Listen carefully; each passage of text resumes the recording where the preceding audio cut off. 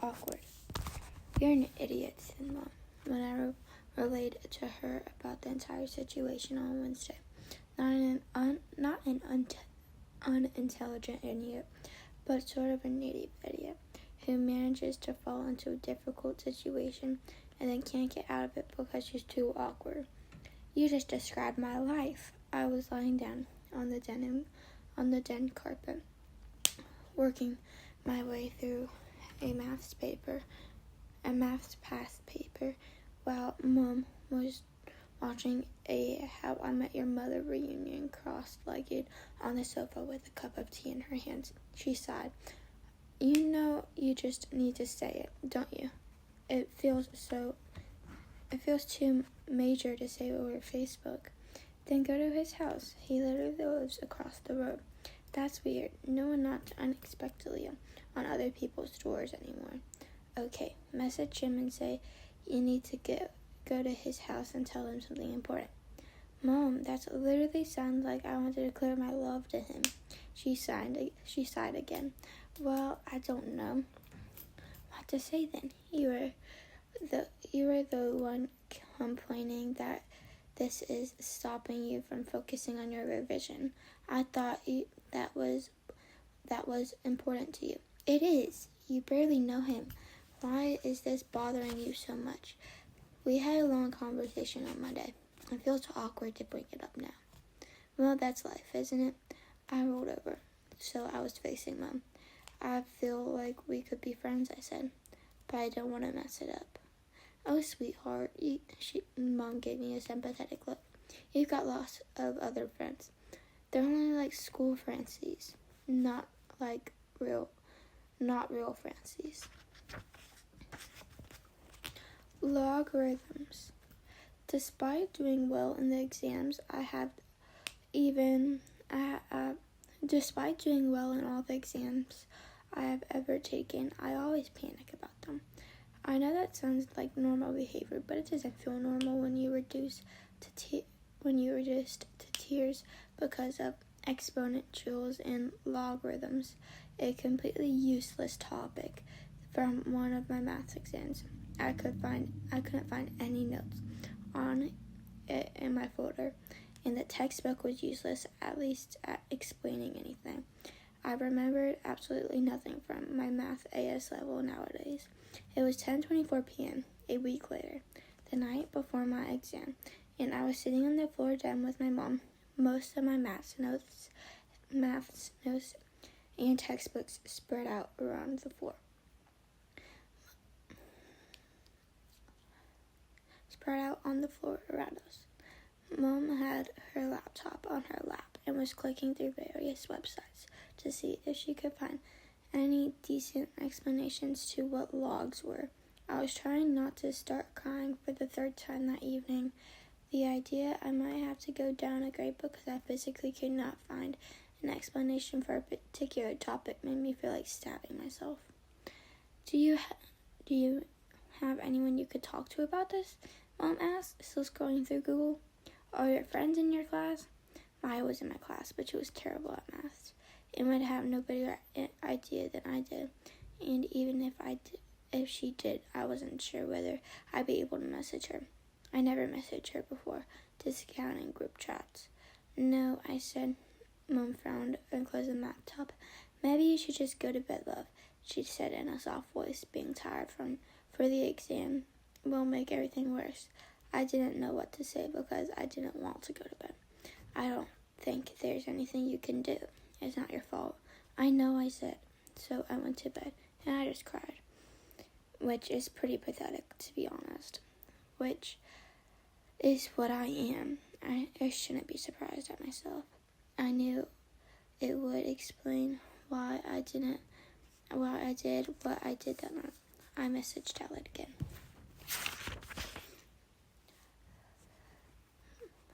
0:13. Francis Xavier. "Are you awake?" 0:17. Aled asked. "Hello, yes I am. Are you okay?" 0:18. Francis Xavier. "Oh, sorry for just messaging randomly again. Just had a bit of a rough evening, LOL. 0:19. Aled asked. "It's honestly fine. What's up?" If you're feeling crap, it's always better to talk about it. 021, Francis Xavier. Okay, well, I got my C2 math exams tomorrow, and I realized today that I was missing an entire topic in my revision. And it's like one of the hardest topics, lithograms. And I was wondering, if you're not doing anything right now, if you could just, if you knew a decent website or anything that explained it properly. I just can't get my head around it, and I feel like shit. 021, Outlast. Oh god, that sounds horrible. 023, Francis Xavier.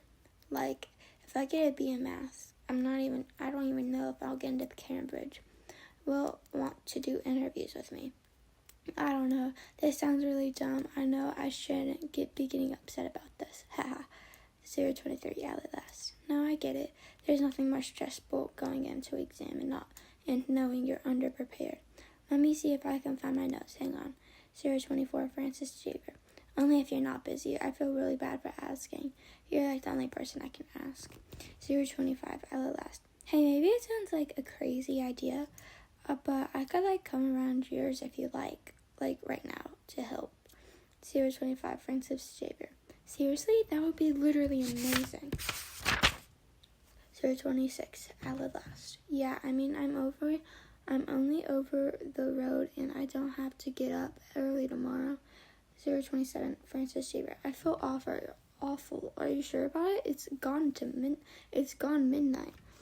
027, Outlast. I want to help, and you helped me home from Johnny's last week, and I feel awful about that, so this makes it even. Haha. 027, Francis Xavier. Okay, well, you're a lifesaver. 028, Outlast. On my way. When I opened the door at 12:30 the night before my C2 math exams, I immediately gave Aled a hug.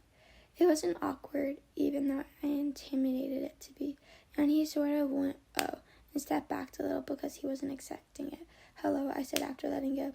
Hi, he said, almost a whisper, and then cleared his throat. He was wearing red Ravenclaw hoodie with gray pajama shorts, bed socks, and lime green Vans. And he wasn't holding a purple ring banner. Sorry, I'm wearing pajamas. I gestured myself because I was wearing a dressing gown, a strippy t-shirt, and Avengers leggings. No judgment here. I actually live in pajamas. I stepped aside to let him in and shut the door. He wandered a little into the hallway before turning to face me. Was your mom okay with me doing this? I asked. I may possibly climb out the window. That's extremely cliched. He smiled. Okay, so logs. He helped up the folder. I brought my notes from last year. I thought you'd have burned them or something. I put way too much effort into these to burn them. We sat in the den for over an hour, and Mom made us hot chocolate, and with a tiny voice, Alec explained to me what exponentials and lithograms were, and what sort of questions could come up, and how you solved them for someone who was quiet. He was shockingly good at explaining things. He never explained everything step by step, and made sure we did an example question for each subtopic. For someone like me, who could probably ramble non-stop until I died, it was quite an amazing thing to listen to. And when we finished, I felt like things were going to be okay.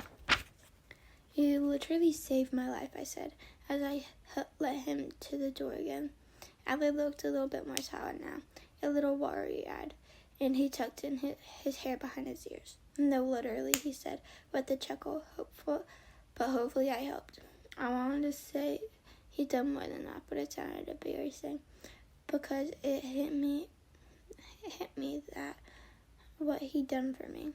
He got up in the middle of the night in his pajamas, climbed out his window of his bedroom, and came and helped me with one topic of my maths exams. We'd only had a long conversation in person one time before this. Why would anyone do something like that for someone else, for me? I had something to tell you, I said, but I've been too scared to say it. Alec's expression dropped. You have something to tell me, he said, and instantly nervous. I took a breath. I'm Toulouse, I said. Toulouse on Twitter and Tumblr, the fan art artist you messaged, and there was a long pause, and then he said, is this a lie? Are you just joking? Was this Daniel's idea or something? I know it sounds like a joke, but I just didn't know how to say it. When you told me you were the creator, I freaked out internally, and I was about to tell you, but I had no idea how you would react, and I didn't want you to hate me because I'm the creator. He interrupted. The creator of your favorite YouTube channel. Yeah, so, okay. He looked down at his shoes. He almost looked sad. So were you pretending to be nice to me all this time? He said, with his voice so quiet and soft. Taking me home and, I don't know. Were you lying about your clothes and stuff? And asking me for help with masks just so you could be friends with the creator of your favorite YouTube channel and get secret spoiler access? Or what? No, none of that have been a lie, I swear. So why have you been talking to me then? He said. In the exact moment he said, I'm so unimpressive, I said, but you're so cool. We looked at each other, then he laughed softly and shook his head. This is so weird. Yeah. This coincidence is insane. This shouldn't be happening right now. We live opposite to each other. We have the same taste in clothes. I just nodded. You're a head girl and you do fan art secretly, he said. I nodded my head again and resisted the urge to apologize. And I'm the only person who knows, he said. I nodded a third time. And we both had a moment of understanding. Okay, he said, and bent down his shoes on. He bent down and put his shoes on. I watched him tie his laces, and he stood up. I don't have to do it if you don't want to, I said. If it's too awkward. He pulled his sleeves over his hand. What do you mean? If it's weird to let me do the university art, I could just never see you again, and you could ask someone else. Someone you don't know. I don't mind. His eyes widened. I don't want to never see you again. Then he shook his head slightly. I want you to do the art. And I believed him. I really did. He wanted to see me again. And he wanted me to do the art. Are you sure? I don't mind if you don't want me to. I do. I tried and failed to contain the grin. Okay. He nodded and we looked at each other for a moment. And even though I think he might have wanted to say something else, he turned around and opened the door. He looked back one more time and before he left. I'll message you tomorrow. Okay, good luck with your exam. He waved slightly and left the door. I shut the door. I turned around. Mom was standing behind me, looking at me. Well done, she said with a small smile. What? I said, dazed off, trying to replay everything that had just happened before I forgot it all. You told him? Yes. He didn't hit you? No. I stood very still. Are you okay? Said Mom. I just have this thing. I have no idea what he's thinking. 90% of the time, yeah, he's that sort of person. What sort of person? The sort of person that doesn't speak spontaneously. She folded her arms. Who won't say anything if you don't ask? Do you like him? She said. I blinked, not quite understanding the question. Yes, obviously. No, like him. I blinked again. I haven't thought about it. And then I did think about it. And realized that I didn't like him in that way at all. And I don't think it mattered. No, I don't think so, I said. That's a bit irrelevant, isn't it? Mom frowned a little. Irrelevant to what? I don't know, just irrelevant? I stepped past her and started trudging upstairs, saying, what a random question.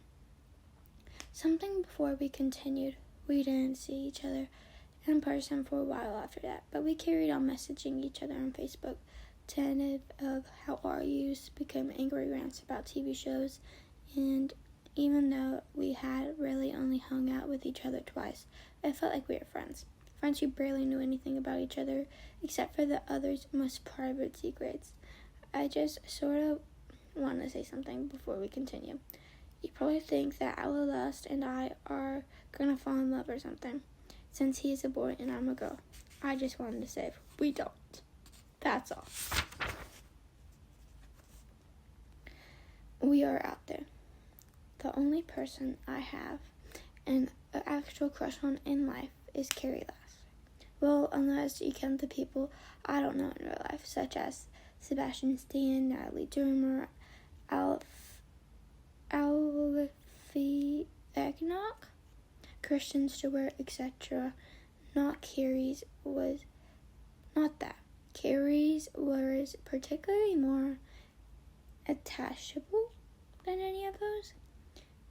And I think the main reason I had a crush on her was because she was pretty, and I think the secondary reason I had a crush on her was because she was the only queer girl I knew, which is a bit silly, the more I think about it. So I was chatting to this girl from the academy, super pretty, and wait, Carrie paused and stared at me.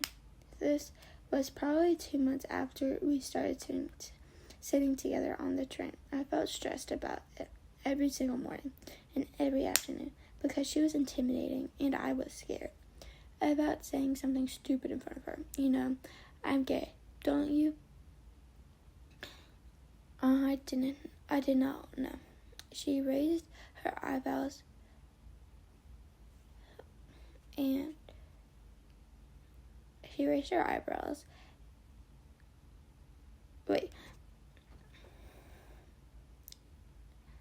probably at my expression of absolute shock. I thought everyone knew that. She rested her chin in her hand, her elbows on the table between us, and gazed at me. That's funny. I've never met any gay people before, I said. Or bisexual people. I almost added apart from me, but I stopped myself at least that minute. You probably have, she said. You just didn't know they were gay. They would say it. The way she said it, it was like she met every person in the entire world. She fluttered up her fringe with one hand and said in spooky voice, "We are out there." I laughed, not knowing what to say. She continued her story about the girl from the academy and how she thought people were generally more homophobic at the academy because it was a mixed school rather than all-girls school like ours. But I found it difficult to concentrate because I was trying to process what she had told me. It took me a moment to realize that primary feelings about it was actually jealousy. She was living my teenage experience, and I was doing homework every evening until midnight. I hated her for having everything I sorted, and I admired her for being perfect. I had a crush on her, and I couldn't help it.